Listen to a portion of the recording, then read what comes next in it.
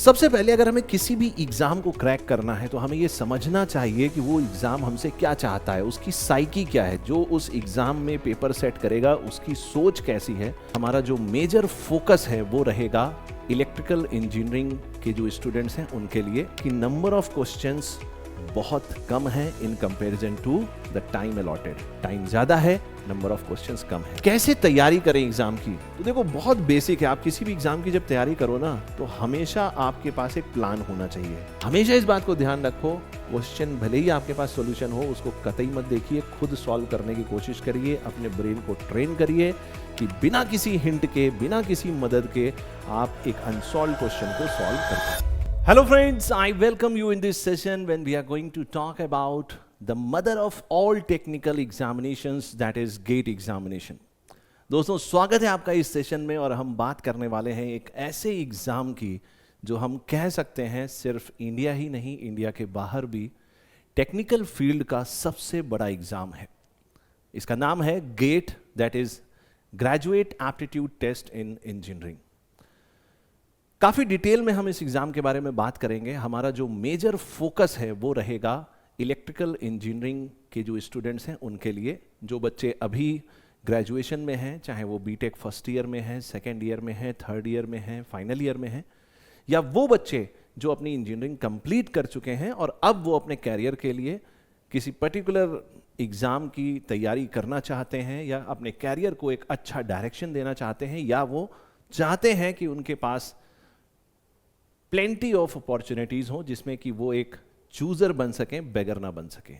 You should be a chooser not a beggar. आप choose करें कि आपको अपनी लाइफ में क्या करना है, क्या कैरियर बनाना है, कौन सी वो फील्ड होगी जो आपको बेस्ट कैरियर अपॉर्चुनिटी दे सकती है। इसके बारे में हम डिटेल में आज बात करेंगे। तो एक बार फिर से आप सबका स्वागत है इस सेशन में और बिना समय वेस्ट किए हुए चलिए आगे बढ़ते हैं। इससे पहले कि हम स्टार्ट करें, एक छोटा सा ब्रीफ इंट्रोडक्शन मैं अपने बारे में देना चाहता हूं क्योंकि अभी हम काफ़ी starting, just a moment, okay, काफ़ी स्टार्टिंग के सेशंस हम अभी डिस्कस कर रहे हैं, इसलिए एक ब्रीफ इंट्रोडक्शन मैं डिस्कस करना चाहता हूं अपने बारे में जिससे कि हम एक दूसरे से अच्छे से कनेक्ट कर सकें। तो दोस्तों मेरा नाम है Ashutosh Saxena. 14+ years of teaching experience. 2010 में मैंने IIT BHU से अपना MTech कंप्लीट किया और उसके बाद तब से ही मैं बच्चों को गाइड कर रहा हूँ, मेंटर कर रहा हूँ, इस टीचिंग फील्ड में हूँ। मैंने काफ़ी सारे ऑफलाइन कोचिंग्स में भी पढ़ाया है। इंडिया की जो भी अच्छी इंस्टीट्यूट्स आपने सुने होंगे, जिनके बारे में सुना होगा, ऑलमोस्ट हर जगह मैंने पढ़ाया है। और 2019 से जब ये क्रांति आई, रेवोल्यूशन आया ऑनलाइन एजुकेशन का, तब से ही मैं इससे जुड़ा हुआ हूँ। And I have been through almost 5 years with this online teaching journey. तो लगभग 14 से 15 साल का मेरा एक्सपीरियंस है। इस जर्नी में मैंने कुछ बुक्स भी लिखी because of my unique story. So मुझे ऐसा मौका मिला कि मैं बहुत सारे सब्जेक्ट्स पढ़ सकूं। मैंने सिविल सर्विसेज की भी तैयारी करी, उसमें मुझे बहुत सारे सब्जेक्ट्स पढ़ने को मिले, जैसे philosophy, sociology, public administration, psychology. उसी में मैंने एथिक्स के बारे में भी पढ़ा और एथिक्स में मुझे इतना इंटरेस्ट हुआ कि धीरे धीरे करके एथिक्स मेरा एक मेन सब्जेक्ट बन गया। और मैंने लगभग 2018 से ही, जब स्टार्टिंग में 2017 में पहली बार जब चेंज हुआ था, इंजीनियरिंग एथिक्स पहली बार इंजीनियरिंग सर्विसेज एग्जामिनेशन के सिलेबस में आया था, तब से ही मैंने इंजीनियरिंग एथिक्स पढ़ाना शुरू किया। और इस प्रोसेस में मैंने इंजीनियरिंग एथिक्स के ऊपर कुछ बुक्स भी लिखी हैं जो ऑलरेडी मार्केट में अवेलेबल हैं। हो सकता है आपको मेरा नाम ना मिले क्योंकि वो इंस्टीट्यूट मैं अब छोड़ चुका हूँ, पहले मैं उसमें था तो उसमें नाम आता था मेरा बुक में, अब नहीं है। साथ ही साथ मैंने पावर सिस्टम के ऊपर भी कुछ बुक्स लिखी हैं, ठीक है, वो भी मार्केट में अवेलेबल हैं। My areas of expertise are power system, electrical machines, electromagnetic field theory, material science, engineering ethics, measurement। almost आप कह सकते हैं इलेक्ट्रिकल इंजीनियरिंग के जितने भी कोर सब्जेक्ट्स हैं वो सारे के सारे मैं काफ़ी समय से पढ़ा रहा हूँ बच्चों को।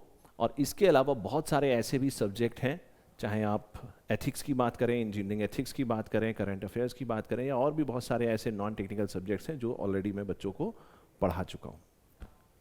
बट जो मेरा मेजर थ्रस्ट या एरिया है दैट इज इलेक्ट्रिकल इंजीनियरिंग।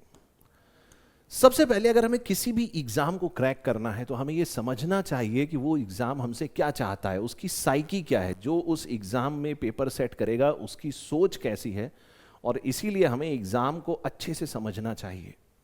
सबसे पहले हमें ये समझना चाहिए कि एग्जाम की साइकिल क्या है, एग्जाम के नोटिफिकेशन कब आते हैं, एग्जाम होता कब है, ठीक है। फिर धीरे धीरे हम एग्जाम के पैटर्न के बारे में भी समझने की कोशिश करेंगे। तो थोड़ा जल्दी से देख लेते हैं कि की डेट्स और एग्जाम स्ट्रक्चर क्या है। तो एप्लीकेशन का जो पीरियड है वो टिपिकली ज़्यादातर अगर हम देखें तो लेट अगस्त से मिड अक्टूबर के बीच में इसका फॉर्म आता है गेट का, ठीक है। तो आप मान सकते हैं कि आई थिंक जुलाई चल रहा है, तो बस कुछ ही समय बाद, 1 महीने 1.5 महीने बाद आप कह सकते हैं कि गेट का फॉर्म आ जाएगा, जो लगभग अक्टूबर तक लाइव रहता है। अक्टूबर तक आप उसको भर सकते हैं और उसके बाद एप्लीकेशन क्लोज हो जाती है। फॉर एग्जाम्पल अगर हम 2025 की बात करें तो आप कह सकते हैं कि अगस्त 2024 से अक्टूबर, आई थिंक ये 2025 होना चाहिए, ठीक है। अगस्त से अक्टूबर 2025 के बीच में आपको गेट का फॉर्म देखने को मिलेगा। तो थोड़ा सा आप इस डेट को अपने दिमाग में रखिएगा। कई बार बच्चे क्या करते हैं, बहुत लेट फॉर्म भरते हैं, और अगर उसमें कुछ एनॉमली होती है, कुछ दिक्कत होती है, तो फिर आपकी जो तैयारी है उसमें कहीं ना कहीं डिस्टर्बेंस पैदा होता है। तो बेटर है कि आप सही समय पर चीज़ों को एग्जीक्यूट करें। एग्जाम कब होता है?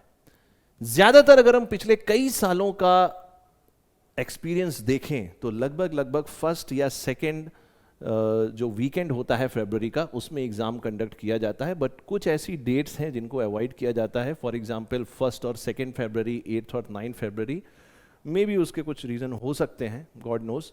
बट जनरली आप कह सकते हैं कि जो 1 या 2 वीकेंड होता है फरवरी का, उसमें इस एग्ज़ाम को हम प्लान करते हैं। ये एग्ज़ाम प्लान होता है। क्या ड्यूरेशन है और किस फॉर्मेट पे ये एग्ज़ाम होता है? तो ये टोटली कंप्यूटर बेस्ड टेस्ट है। मतलब जहां पर भी आपका सेंटर होगा वहां पर आपके सामने एक कंप्यूटर होगा। उस कंप्यूटर में आप कीबोर्ड वगैरह नहीं यूज़ कर सकते हैं, माउस यूज़ कर सकते हैं। आपको एक रफ शीट भी मिलती है, क्योंकि गेट में जो क्वेश्चंस आते हैं वो बहुत अच्छे लेवल के होते हैं। और मान के चलिए कि लगभग 30 से 40% क्वेश्चन ऐसे होते हैं जिसमें आपको अच्छी खासी कैलकुलेशन करनी पड़ सकती है।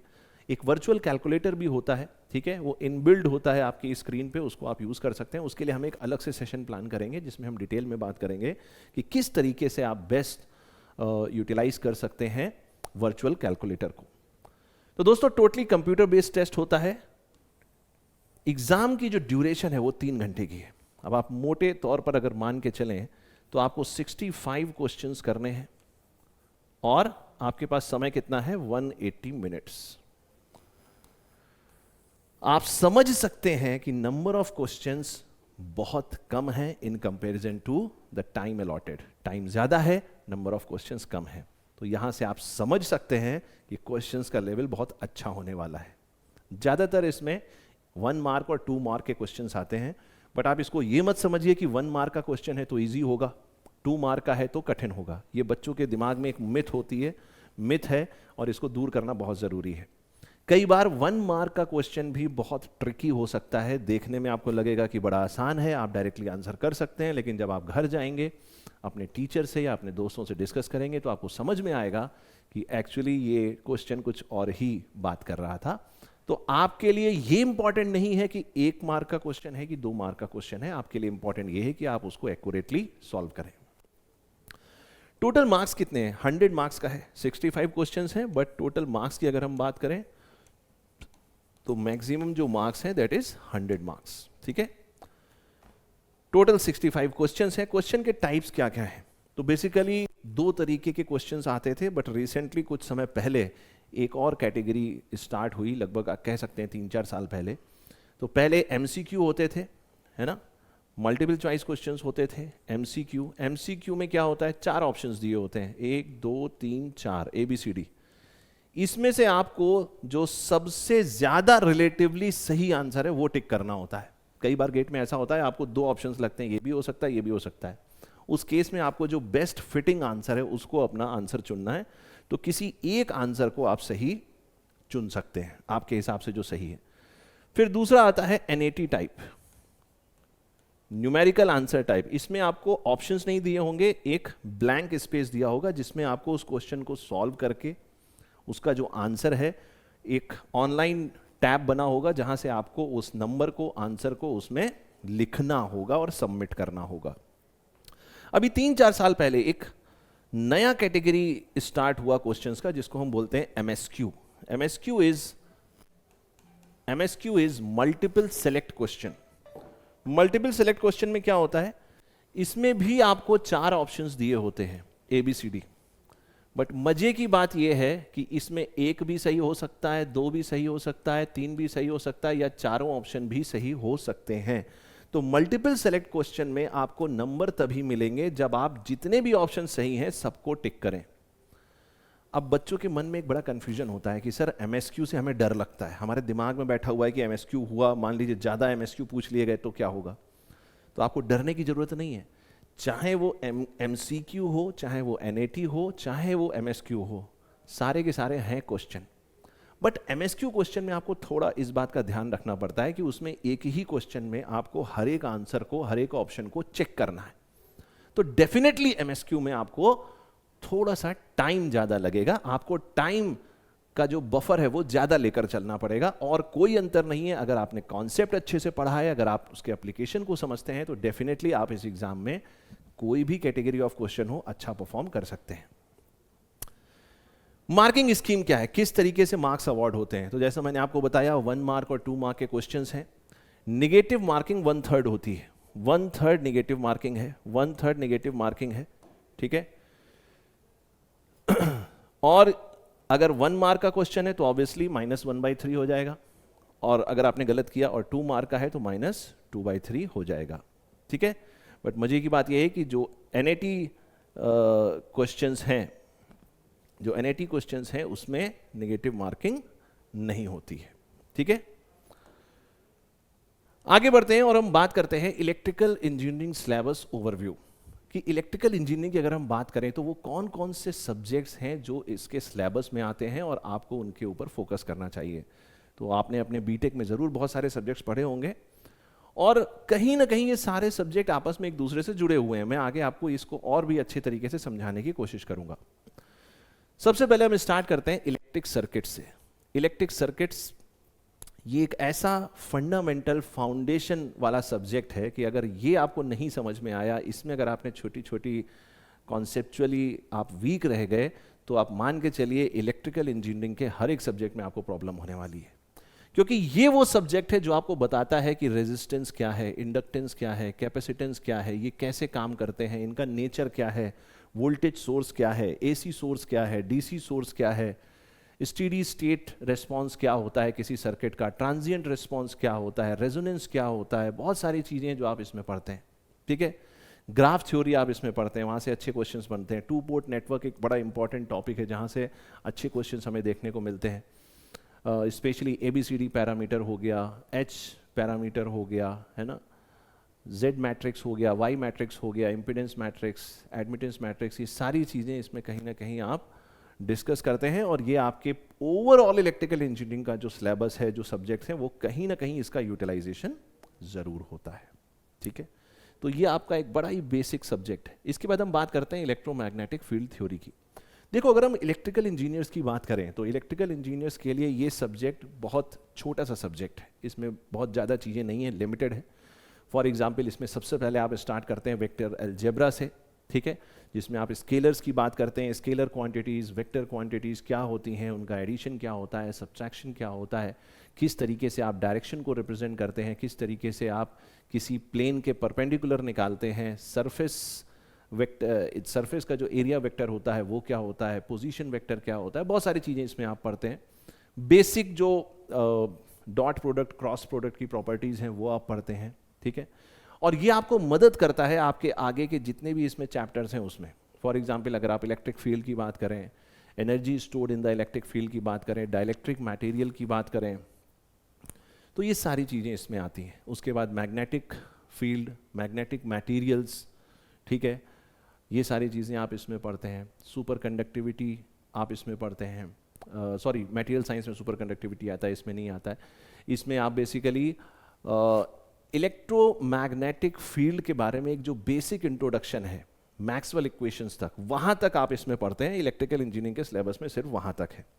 बट जैसे ही वेव प्रोपोगेशन की बात आती है, जैसे ही वेव गाइड की बात आती है, ट्रांसमिशन लाइन की बात आती है, एंटीना की बात आती है, रडार की बात आती है, ये सारी की सारी चीज़ें इलेक्ट्रॉनिक्स वाले बच्चों के सिलेबस में हैं। आप कह सकते हैं कि EMFT इलेक्ट्रॉनिक्स वाले बच्चों के लिए एक कोर सब्जेक्ट है, फंडामेंटल सब्जेक्ट है, बट इलेक्ट्रिकल इंजीनियरिंग के लिए ये एक सपोर्टिंग सब्जेक्ट कह सकते हैं। और ये सब्जेक्ट भी जैसे आप इलेक्ट्रिक सर्किट्स को सारे सिलेबस में कहीं ना कहीं यूज करने वाले हैं, उसी तरीके से आप इलेक्ट्रोमैग्नेटिक फील्ड थ्योरी में जो भी चीज़ें पढ़ेंगे वो कहीं ना कहीं आपकी machines, power system, power electronics, जो आपके कोर सब्जेक्ट्स हैं उसमें कहीं ना कहीं ज़रूर यूटिलाइज होगी। ठीक है। फिर आता है सिग्नल एंड सिस्टम। ये एक छोटा सब्जेक्ट है लेकिन बहुत ही स्कोरिंग सब्जेक्ट है, प्योरली मैथमेटिकल सब्जेक्ट है, जिसमें आप डिफरेंट सिग्नल्स के बारे में पढ़ते हैं, उनके डिफरेंट ऑपरेशंस के बारे में पढ़ते हैं। For example Laplace transform, Fourier transform, ये सारी चीज़ें आप इसमें डिटेल में पढ़ते हैं और इससे अच्छे क्वेश्चंस बनते हैं। ठीक है। तो सिग्नल एंड सिस्टम एक अच्छा आपका फेवरेट सब्जेक्ट हो सकता है। कोर सब्जेक्ट्स की बात करें तो मशीन्स, पावर सिस्टम और पावर इलेक्ट्रॉनिक्स, ये 3 ऐसे सब्जेक्ट हैं इलेक्ट्रिकल इंजीनियरिंग में जो आपके किसी भी टेक्निकल एग्जाम में एक बड़ा इंपॉर्टेंट रोल प्ले करते हैं, beat GATE examination. GATE exam में भी अगर आप देखेंगे तो जो मेजॉरिटी ऑफ द, जो वैसे मतलब आप कह सकते हैं कि बहुत ही अच्छे क्वेश्चंस आपको देखने को मिलते हैं, ज़्यादातर आपको पावर सिस्टम, मशीन्स और पावर इलेक्ट्रॉनिक्स से देखने को मिलेंगे। ऐसा नहीं है, और भी सब हो सकता है। अगर वो घुमाने पर आएगा, गेट एक ऐसा एग्ज़ाम है कि उसको अगर क्वेश्चन को घुमाना है, आपको कठिनाई में डालना है, तो हो सकता है वो इलेक्ट्रिक सर्किट में एक सिंपल RLC सर्किट देकर आपसे ऐसी चीज़ पूछ ले जो आपने कभी उस तरीके से सोचा ही ना हो। तो गेट एग्ज़ाम की तैयारी के लिए आपको किस तरीके से पढ़ना है वो भी बड़ा इंपॉर्टेंट है। ये आपके सेमेस्टर वाले एग्जाम की पढ़ाई नहीं है कि आपने बस क्लास नोट्स पढ़ लिया आपका काम हो गया। बहुत सारे टीचर्स को भी मैंने देखा है, वो बस बच्चों से यही बोलते हैं कि तुम बस नोट्स अच्छे से पढ़ लो तुम्हारा काम हो जाएगा। नहीं, बिल्कुल नहीं, हो ही नहीं सकता। गेट में तो हो ही नहीं सकता। गेट में आप जो पढ़ रहे हैं उसका एप्लीकेशन होना आपके दिमाग में बहुत ज़रूरी है। कोई चीज़ अगर ऐसी है तो क्यों ऐसी है, जब तक ये क्वेश्चन आप हर एक कॉन्सेप्ट में नहीं पूछेंगे तब तक वो क्लैरिटी आपके दिमाग में नहीं आएगी कि आप गेट में नया क्वेश्चन सॉल्व कर सकें। गेट में नए क्वेश्चन आते हैं, क्वेश्चंस रिपीट नहीं होते हैं, क्वेश्चन के टाइप रिपीट हो जाते हैं कई बार, बट क्वेश्चन रिपीट नहीं होते हैं। जैसे मैं एग्जांपल दे रहा हूँ, अभी कुछ साल पहले की बात है, 2 साल पहले की बात है।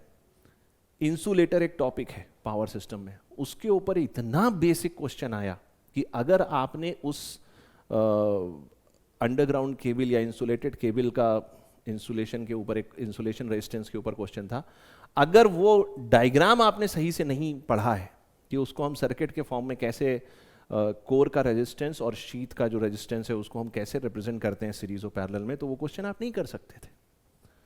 तो इसीलिए गेट में बहुत जरूरी है कि आप जो भी कॉन्सेप्ट पढ़ें उसके ऊपर चिंतन करें, मनन करें और उसके एप्लीकेशन के ऊपर ध्यान दें, तभी आप गेट को पकड़ पाएंगे, नहीं तो गेट आपके हाथ से चला जाएगा।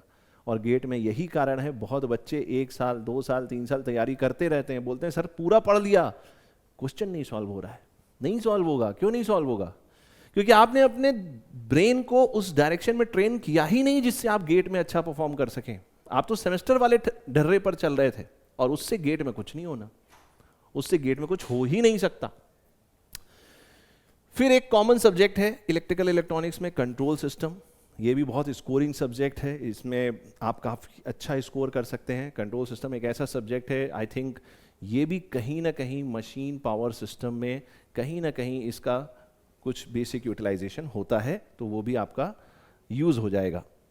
फिर आता है मेजरमेंट। ये एक ऐसा सब्जेक्ट है जिससे बहुत ज़्यादा क्वेश्चंस गेट में नहीं पूछे जाते हैं। अगर आप पुराने साल के कुछ बच्चों से भी पूछेंगे, टॉपर से भी पूछेंगे, तो वो आपसे कहेंगे कि यहाँ से ज़्यादा क्वेश्चंस नहीं आते, इवन EMFT से भी ज़्यादा क्वेश्चंस नहीं आते हैं। बट आप मान के चलिए ये वो सब्जेक्ट हैं जो कहीं ना कहीं दूसरे सब्जेक्ट से कनेक्ट करते हैं, तो आप इनको छोड़ के तो कतई नहीं जा सकते। हो सकता है आप छोड़ के जाएं, इस साल 5 क्वेश्चन आ जाएं, फिर आप क्या करोगे? तो हमेशा आपको अपनी तैयारी पूरी रखनी है। एनालॉग एंड डिजिटल इलेक्ट्रॉनिक्स, ये भी इंपॉर्टेंट सब्जेक्ट है। पावर इलेक्ट्रॉनिक्स की हम बात कर ही चुके हैं। तो ओवरऑल अगर आप देखें जो 65 क्वेश्चंस हैं उसका हम ब्रेक डाउन कैसे कर सकते हैं। आप मान के चलिए कि जो एप्टीट्यूड का पोर्शन है, एप्टीट्यूड के पोर्शन में आपके एप्टीट्यूड के क्वेश्चंस आते हैं और वर्बल यानी इंग्लिश लैंग्वेज के कुछ बेसिक क्वेश्चंस आते हैं, 4-5 क्वेश्चंस आते हैं। कुल मिलाकर टोटल आप कह सकते हैं कि 15% जो है मार्क्स का वेटेज जो है वो जनरल एप्टीट्यूड का है, 13% मैथमेटिक्स का है। अब देखो गेट एग्जाम के साथ एक बड़ी अच्छी बात है, अगर आपने अपने एप्टीट्यूड और मैथमेटिक्स को स्ट्रॉन्ग कर लिया तो आप मान के चलिए आप काफ़ी अच्छा स्कोर कर सकते हैं इस एग्जाम में, क्योंकि लगभग 15% और 13% कितना हो गया, 15 10 25 3 28, लगभग 25 से 30% पेपर, यानी लगभग 1/4 से ज़्यादा पेपर जो है उसमें सिर्फ मैथमेटिक्स और जनरल एप्टीट्यूड है, जिसमें आप थोड़ी सी भी अगर डिसिप्लिन मेहनत कर लेंगे तो आप बहुत अच्छा कर सकते हैं। ठीक है, तो यहां से आप स्टार्ट कर सकते हैं। एक अच्छा स्टार्ट क्या हो सकता है गेट एग्जाम के लिए कि आप सबसे पहले डेली बेसिस पर अपना एप्टीट्यूड और वर्बल एप्टीट्यूड जो है उस पर थोड़ा थोड़ा काम करना डेली शुरू करें। आधा घंटा दे सकते हैं स्टार्टिंग में आप, बाद में थोड़ा कम भी कर सकते हैं। स्टार्टिंग में आपको चीज़ों को पढ़ना होगा, ज़्यादा टाइम देना पड़ेगा, बाद में आपको सिर्फ क्वेश्चन लगाने, डेली 10 क्वेश्चन लगा लिए, 20 क्वेश्चन लगा लिए, आपका काम हो जाएगा। मैथमेटिक्स में आपको थोड़ा ज़्यादा टाइम देना पड़ेगा, सिलेबस बहुत बड़ा है। आप जो बीटेक में मैथमेटिक्स पढ़ते हैं 2 पार्ट में, मान के चलिए पूरी की पूरी मैथमेटिक्स इसमें आपको पढ़नी पड़ेगी। लेकिन अगर आप थोड़ा स्मार्टली काम करें तो आप देखेंगे कि मैथमेटिक्स में कुछ ऐसे एरियाज हैं जहां से हर साल क्वेश्चन बनते ही बनते हैं। ठीक है, डिफरेंशियल इक्वेशन से क्वेश्चन बनता ही बनता है, मैट्रिक्स ऑपरेशन से क्वेश्चन बनता ही बनता है, और भी ऐसे बहुत सारे एरियाज हैं जहां से क्वेश्चंस बनते ही बनते हैं। तो वहां पर आप थोड़ा ज़्यादा ध्यान दे सकते हैं, मैथमेटिक्स के उस एरिया पे आप ज़्यादा ध्यान दे सकते हैं, उसको ज़्यादा अच्छे से तैयार कर सकते हैं। बाकी चीज़ें भी आप नॉर्मली पढ़ सकते हैं, लेकिन सिलेबस थोड़ा सा मैथमेटिक्स का बड़ा है जो आपके गेट में पूछा जाता है। 72% मतलब मेजॉरिटी जो क्वेश्चंस आपसे पूछे जाएंगे वो टेक्निकल एरिया से पूछे जाएंगे, और होना भी चाहिए। मैंने स्टार्टिंग की जो मेरी पहली जो लाइन है, जो स्टेटमेंट है इस सेशन की, वो मैंने बोला है the mother of all technical exams that is get. जितने भी टेक्निकल एग्जाम आप देख सकते हैं इंडिया में या इंडिया के बाहर, उसमें गेट एक ऐसा एग्जाम है जिसको हम mother of all technical exam कह सकते हैं। तो डेफिनेटली अगर टेक्निकल एग्जाम है तो टेक्निकल तो इसमें पूछा ही जाएगा। ठीक है, चलिए अब हम बात करते हैं सब्जेक्ट वेटेज और हाई यील्डिंग टॉपिक्स के बारे में। देखो वैसे इस टॉपिक का कोई मतलब नहीं है, पढ़ना आपको सब कुछ है। एक अच्छी तैयारी कर रहे हैं तो आपको सब कुछ पढ़ना है, कहीं पर कोई डाउट कंफ्यूजन नहीं होना चाहिए, बट फिर भी मन को समझाना बहुत जरूरी है। कुछ ऐसे सब्जेक्ट हैं जिनको आप कतई भी कमजोर नहीं छोड़ सकते। वैसे तो आपको कहीं भी कमजोरी नहीं छोड़नी है, बट फिर भी जैसे कोर सब्जेक्ट्स की बात करें तो लगभग इलेक्ट्रिकल मशीन्स और पावर सिस्टम, ये टोटल एग्जाम में जो क्वेश्चंस आते हैं उसका लगभग 20 से 25% हिस्सा आपको मशीन और पावर सिस्टम में मिलता है। और ये दोनों ही सब्जेक्ट इलेक्ट्रिकल इंजीनियरिंग के कोर सब्जेक्ट हैं, बड़े सब्जेक्ट हैं, इसमें आपको टाइम भी लगने वाला है। ठीक है, तो बहुत जरूरी है कि आपके पास इन दोनों सब्जेक्ट के ऊपर एक अच्छी पकड़ होनी चाहिए। अब मजे की बात यह है कि जितने भी अच्छे बच्चे होंगे वो मशीन और पावर सिस्टम में उनको बड़ा इंटरेस्ट आता है, उनकी थोड़ी सी हालत खराब होती है पावर इलेक्ट्रॉनिक्स से। क्यों? क्योंकि जो इलेक्ट्रिकल इंजीनियर्स होते हैं ना, वो दिमाग में बिठा लेते हैं कि भैया इलेक्ट्रिकल इंजीनियरिंग मतलब एनालॉग इलेक्ट्रॉनिक्स और छोटी छोटी चीज़ें जैसे कि बीजेटी हो गया, ठीक है, मॉसफेट हो गया, एससीआर हो गया, ये सब हमें उतना अच्छे से पढ़ने की ज़रूरत नहीं है। ऐसा बिल्कुल नहीं है। आप मान के चलिए जितनी भी मॉडर्न एप्लीकेशंस हैं, बिना पावर इलेक्ट्रॉनिक्स के आपकी कोई डिवाइस काम करेगी ही नहीं, करती ही नहीं है, मान के चलो। क्योंकि पावर इलेक्ट्रॉनिक्स का मतलब क्या है कि आप इलेक्ट्रॉनिक जो कंपोनेंट्स हैं, इक्विपमेंट्स हैं, उनको पावर फ्रीक्वेंसी पे यूज़ कर रहे हो। पावर फ्रीक्वेंसी मतलब फ्रीक्वेंसी कम है, पावर का मैग्नीट्यूड ज़्यादा है, ज़्यादा पावर पे आप यूज़ कर रहे हो। तो डेफिनेटली उसमें मैन्युफैक्चरिंग हम कुछ चेंजेस करते हैं। नॉर्मल जो हमारे पास इलेक्ट्रॉनिक डिवाइसेस हैं उनको तो हम इतनी ज़्यादा पावर पे, वोल्टेज पे यूज़ कर नहीं सकते क्योंकि वो डैमेज हो जाएंगी। तो हमें थोड़ा सा फेरबदल करना पड़ता है। वो जब आप पढ़ेंगे सब्जेक्ट, जब हम डिस्कस करेंगे तो आपको समझ में आएगा कि वो मैन्युफैक्चरिंग क्या डिटेल्स हैं जिसकी वजह से आपकी जो इलेक्ट्रॉनिक डिवाइसेस हैं, कंपोनेंट्स हैं, वो पावर फ्रीक्वेंसी को हैंडल कर पाती हैं। तो पावर इलेक्ट्रॉनिक्स इलेक्ट्रिकल पावर को कंट्रोल करने का एक बेहतरीन तरीका है। और आज जितनी भी मॉडर्न एप्लीकेशंस हैं वो बिना पावर इलेक्ट्रॉनिक डिवाइसेस के आप कर ही नहीं सकते। तो ये भी एक इम्पॉर्टेंट एरिया है और आपको इस पे भी अच्छी पकड़ रखनी पड़ेगी। अब कुछ सब्जेक्ट ऐसे हैं जैसे सर्किट थ्योरी हो गया, कंट्रोल सिस्टम हो गया, सिग्नल एंड सिस्टम हो गया। ये 3 ऐसे सब्जेक्ट हैं जिसमें आप गोला बना लीजिए। ये अगर आपके वीक हैं तो आप भूल जाइए कि आप गेट की तैयारी कर रहे हैं।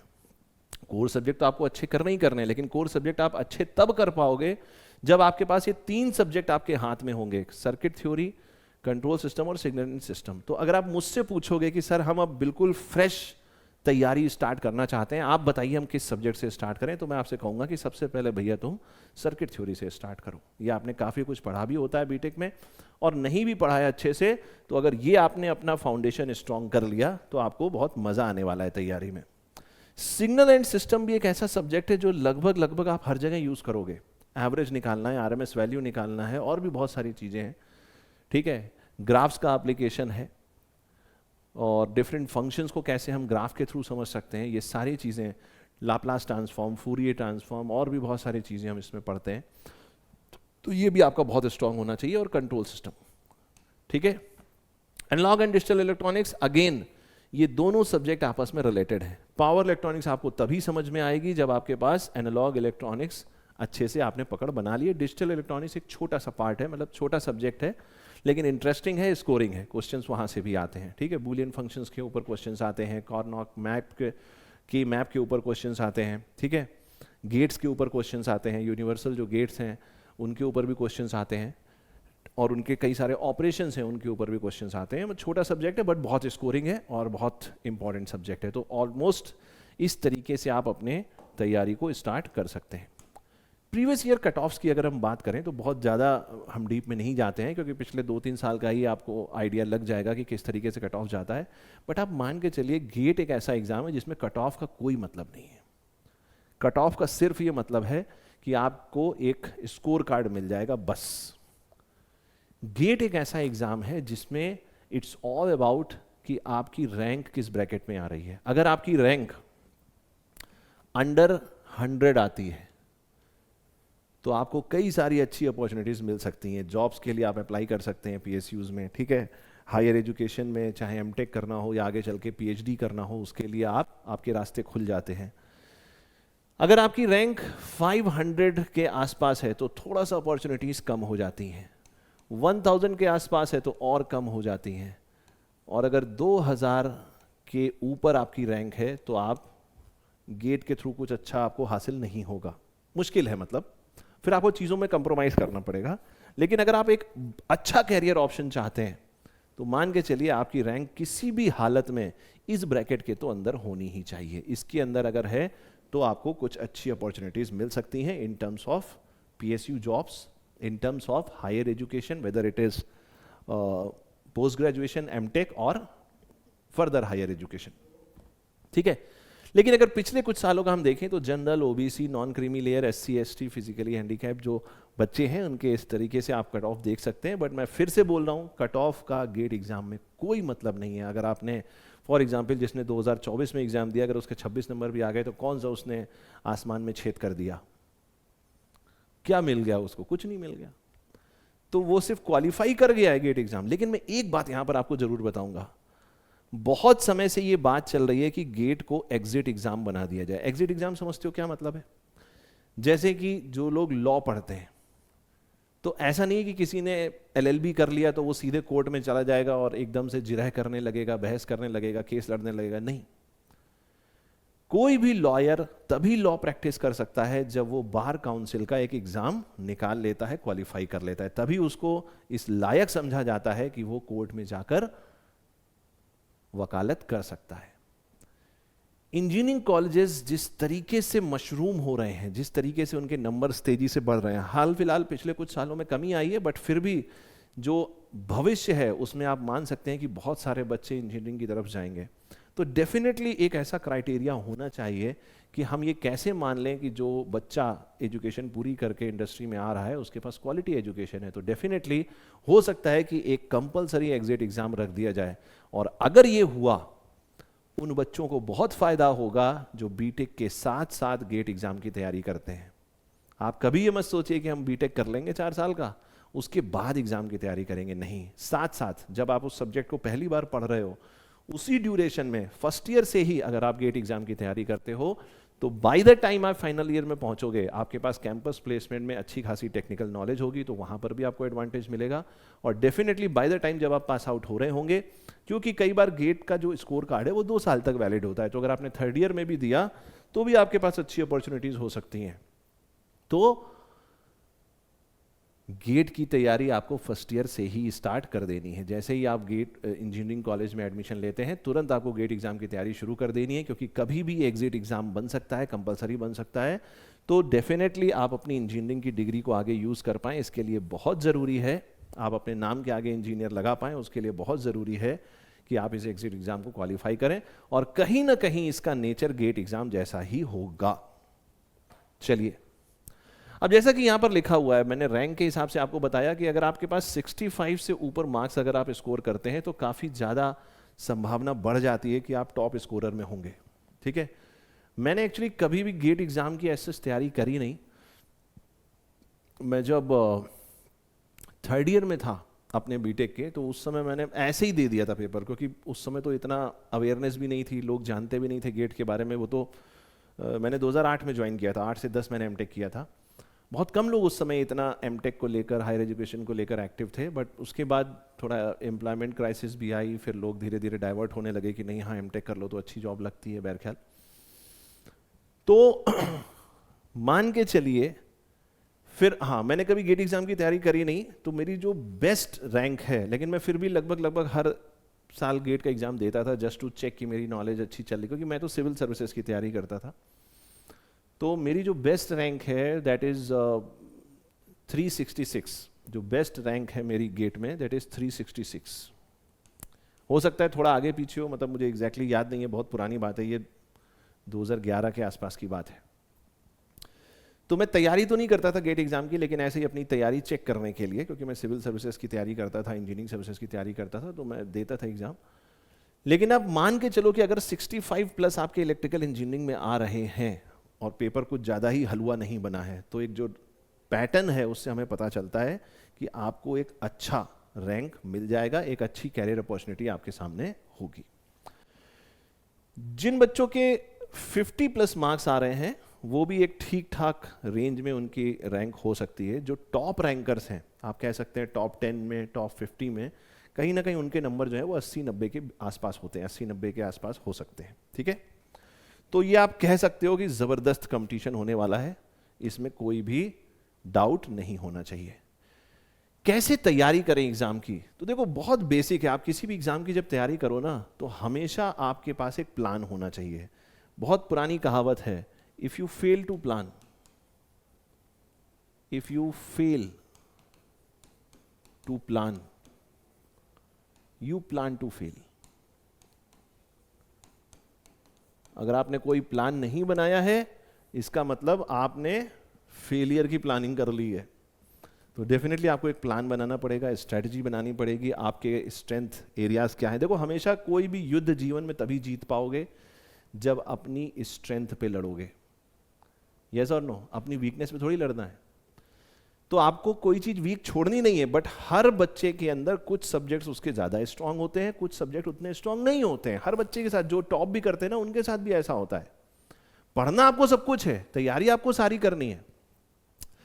तो कहीं ना कहीं आपके पास एक प्लान होना चाहिए। आपके जो स्ट्रेंथ एरियाज हैं उनको आप और स्ट्रांग करो, जो वीक एरियाज हैं उनको बेटर करने की कोशिश करो, और एक प्लान होना चाहिए कि हम इस तरीके से अपनी स्टडीज़ को प्लान कर रहे हैं। पहले हम इन सब्जेक्ट पे फोकस करेंगे, फिर हम इन सब्जेक्ट पे फोकस करेंगे। डेली बेसिस पे आप जो पढ़ें उसका आप रिवीजन करें, डेली बेसिस पर आप क्वेश्चन। देखो, GATE is all about question practice. Engineering services में आपको थ्योरी पे ज़्यादा ध्यान देना है, गेट में आपको सिर्फ और सिर्फ कॉन्सेप्चुअल क्लैरिटी और प्रॉब्लम सॉल्विंग। अगर आप प्रॉब्लम सॉल्व कर पा रहे हो तो गेट में आप अच्छा परफॉर्म कर लोगे। ठीक है, एक और बात मैं आपको बताऊं, बहुत सारे बच्चे गलती करते हैं तैयारी के टाइम पे। वो क्या करते हैं, प्रीवियस ईयर के क्वेश्चंस या और प्रैक्टिस क्वेश्चंस के सॉल्व्ड एग्जाम्पल ले आते हैं। क्वेश्चन पढ़ा, जैसे ही क्वेश्चन पढ़ा नहीं समझ में आया, तुरंत कॉपी खिसकाई, आंसर देख लिया। और सारे बच्चे लगभग यही करते हैं। अब इसमें प्रॉब्लम क्या होती है, जब आप एग्जाम में जाओगे ना, तो पूरे साल तो आपने अपने दिमाग को ट्रेन किया, क्वेश्चन देखा, सोल्यूशन देखा, तब सॉल्व किया, हिंट देखी, तब सॉल्व किया। लेकिन एग्जाम में जो 65 क्वेश्चन आ रहे हैं उसमें कोई आपको एक भी हिंट नहीं देगा।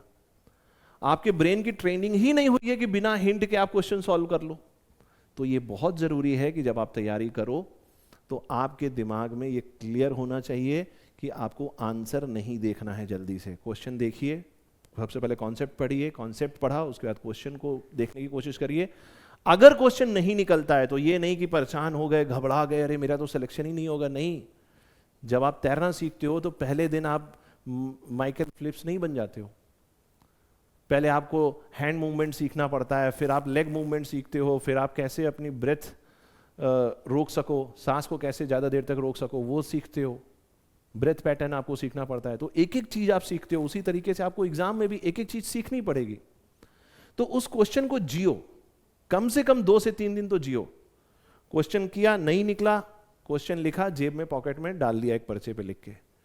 अब जब बाथरूम में बैठे हो तो पढ़ लो, नाश्ता कर रहे हो तो पढ़ लो, या कुछ ट्रैवलिंग कर रहे हो, खुद गाड़ी नहीं चला रहे हो, पीछे बैठे हो, बस में बैठे हो, मेट्रो में बैठे हो, ट्रेन में बैठे हो तो पढ़ लो। और सोचो कि वो कौन सा हिस्सा है इस क्वेश्चन का जिस वजह से आप इसको नहीं निकाल पा रहे हो, और उसके बारे में पढ़ो, अपने टीचर से पूछो। विश्वास मानो, अगर आपने 6 महीने ये कर लिया हर एक सब्जेक्ट में, आप सोच भी नहीं सकते हो कि आप ऑटोमेटिकली कहां से कहां पहुंच जाओगे। फिर जब आप एग्जाम में जब पहली बार कोई क्वेश्चन देखोगे ना गेट में, तो आपका ब्रेन उसी तरीके से प्रोसेस करेगा जो आपने 6 महीने वो प्रैक्टिस करी है। हमेशा इस बात को ध्यान रखो, क्वेश्चन भले ही आपके पास सॉल्यूशन हो, उसको कतई मत देखिए, खुद सॉल्व करने की कोशिश करिए, अपने ब्रेन को ट्रेन करिए कि बिना किसी हिंट के, बिना किसी मदद के आप एक अनसॉल्व क्वेश्चन को सॉल्व कर पाए। यस और नो? इससे आपके कॉन्सेप्ट्स भी स्ट्रांग होंगे, आप एप्लीकेशंस भी कर पाओगे, और साथ ही साथ गेट एग्जाम में आपकी परफॉर्मेंस बहुत बेटर हो जाएगी। तो आपको एक स्ट्रांग फाउंडेशन बनाना है, मैथमेटिक्स अच्छे से पढ़ना है, एप्टीट्यूड अच्छे से पढ़ना है, जैसा मैंने आपको बताया। आप स्टार्ट यहाँ से कर सकते हो। फिर कोर की बात करें इलेक्ट्रिकल इंजीनियरिंग में, तो आप सर्किट थ्योरी हो गया, सिग्नल सिस्टम हो गया, कंट्रोल सिस्टम हो गया, यहाँ से आप अपनी शुरुआत कर सकते हो और धीरे धीरे कोर सब्जेक्ट में एंटर कर सकते हो। कॉन्सेप्ट क्लैरिटी के ऊपर आपको ध्यान देना है, सिलेबस पूरा खत्म करना है। जितना ज़्यादा आप प्रीवियस ईयर क्वेश्चंस प्रैक्टिस करोगे, और बहुत ज़्यादा नहीं करना है, लास्ट 10 साल के कर लिए बहुत है, मोर देन एनफ है। पहले 5 साल टारगेट करो, जब 5 साल कर लो, टॉपिक वाइज कोई टॉपिक पढ़ा, पिछले 5 साल के क्वेश्चन लगा लिए प्रीवियस ईयर बिना देखे आंसर, फिर 5 साल के और लगा लिए, 10 साल के लगा लिए, more than enough. Regular mock test, ये बड़ा इंपॉर्टेंट है। ये बिल्कुल गेट एग्जाम जैसे एनवायरनमेंट के लिए आपको तैयार करता है, आपके दिमाग को, आपके शरीर को, आपकी बॉडी लैंग्वेज को। ये बहुत जरूरी है। 3 घंटे में वो 65 क्वेश्चन सही सही निकालना, उसकी ट्रेनिंग यहीं पर होगी। कंसिस्टेंट रिवीजन, कोई भी एग्जाम बिना रिवीजन के तो आप कर ही नहीं सकते उसको। अच्छा, लोग बच्चे पूछते हैं कि सर कैसे रिवाइज करना है, तो वो उसके लिए हम एक अलग छोटा सा सेशन प्लान कर लेंगे। बट आप मान के चलो कि जब रिवीजन आप कह रहे हो ना, तो इसमें 3 साइकिल का रिवीजन होता है। 3 साइकिल का रिवीजन होता है, मतलब कोई चीज आपने पढ़ी, पढ़ने के बाद 1 बार, 2 बार, 3 बार, एग्जाम तक, है ना, आपके मिनिमम 3 साइकिल ऑफ रिवीजन होने चाहिए अलोंग विद क्वेश्चंस। इसके अलावा डेली बेसिस पर जो आप पढ़ो उसको उसी दिन हमेशा रिवाइज करके तैयार करने की कोशिश करो, तो वो ज़्यादा समय तक आपके दिमाग में रहता है, कॉन्सेप्ट में भी क्लैरिटी होती है। स्पेशली जो डिफिकल्ट एरियाज हैं उनको मल्टीपल टाइम्स रिवाइज करना बहुत जरूरी। भाई जो चीज़ आसान है, जो चीज़ आपको समझ में आ गई, सिंपल सा मान लो 2 मैट्रिक्स हैं, उनका प्रोडक्ट है, आपको पता है कैसे होता है, उसको बार बार पढ़ने की जरूरत नहीं है। लेकिन मैट्रिक्स का इन्वर्स कैसे निकालते हैं, 2x2 की मैट्रिक्स है, उसका क्या शॉर्टकट है इन्वर्स निकालने का, मैथ्स में आप पढ़ेंगे, मैथ्स के जो फैकल्टी हैं वो आपको बताएंगे। तो जो डिफिकल्ट है उसके ऊपर रिवीजन में आपको ज्यादा फोकस करना है। चलिए आगे बढ़ते हैं। अब जरा समझने की कोशिश करते हैं कि सर आप इतना ज्यादा फोकस कर रहे हो, GATE mother of all technical exams, ऐसा क्या हो जाएगा गेट अगर हम निकाल लेंगे। दोस्तों, गेट एक ऐसा एग्जाम है जो आपको सिर्फ इंडिया में ही नहीं, इंडिया के बाहर भी बड़ी अच्छी अपॉर्चुनिटीज दे सकता है। सबसे बड़ा इंपॉर्टेंट एरिया है हायर एजुकेशन। अगर आपको बीटेक के बाद कुछ भी हायर एजुकेशन करना है, चाहे वो एमटेक हो, चाहे वो एमएस हो, चाहे वो पीएचडी हो, या और कोई हायर एजुकेशन आपको करना है, तो उसके लिए गेट एक मिनिमम क्राइटेरिया है कि आप अच्छे मार्क्स से उसको क्वालिफाई करें। अच्छा, मंथली स्टाइपेंड भी मिलता है, ठीक है, मंथली स्टाइपेंड भी मिलता है अगर आप अच्छे कॉलेजेस से हैं, आईआईटी से हैं, एनआईटी से हैं, या अगर आप फॉरेन में भी किसी कॉलेज में जाते हैं तो वहाँ पर अच्छे स्टाइपेंड्स मिलते हैं, ठीक है। रिसर्च एंड डेवलपमेंट, अगर आपको आरएनडी में जाना है, ये भी भविष्य में इंडिया का जो फ्यूचर है वो इस पे निर्भर है बहुत कुछ, क्योंकि जैसे ये एंटरप्रेन्योरशिप की जो लहर आई है ना, वेव आई है, वो बिना इनोवेशन के पॉसिबल ही नहीं है। इनोवेशन बहुत ज़रूरी है उसके लिए, ठीक है। पब्लिक सेक्टर अंडरटेकिंग्स, अगर आपको सरकारी या अर्ध सरकारी क्षेत्र में नौकरियां चाहिए तो उसके लिए भी गेट एक इम्पॉर्टेंट क्राइटेरिया है।